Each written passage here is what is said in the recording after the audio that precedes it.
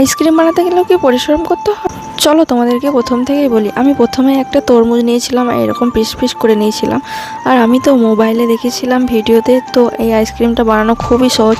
তো আমি সেই মতোই সব কিছু নিয়ে বানাবো বলে রেডি করে রেখেছি। আর তবে কি বলো তো, মোবাইলে যে কোনো জিনিস দেখে মনে হয় যে খুবই সহজ, কিন্তু বানানোটা খুবই কষ্ট। তারপর সমস্ত গ্রেট করা এই তরমুজগুলো আমি আরও ভালো করে এই ছাঁকনি দিয়ে ছেঁকে নিচ্ছিলাম, যাতে কোনো বীজ না থাকে। আর আমি এই তরমুজটা নিয়েছিলাম, তরমুজটা কিন্তু সত্যি অনেক লাল ছিল, তাই দেখতে অনেক ভালো লাগছিলো। তারপরে এই তো আইসক্রিমটার স্বাদ বাড়ানোর জন্য এই যে লেবু, বিট নুন দিয়ে দিলাম, ভালো মতো একটু চিনি দিয়ে ভালো করে মিক্স করে নিলাম। তারপর আমার রেডি হয়ে গেল তরমুজের জুস। আমি এগুলো ভালো করে মিক্স করে নিলাম। আর তারপর আমি ক্যান আনতে চলে গেলাম, এই ক্যানগুলোতে ভরে দেবো।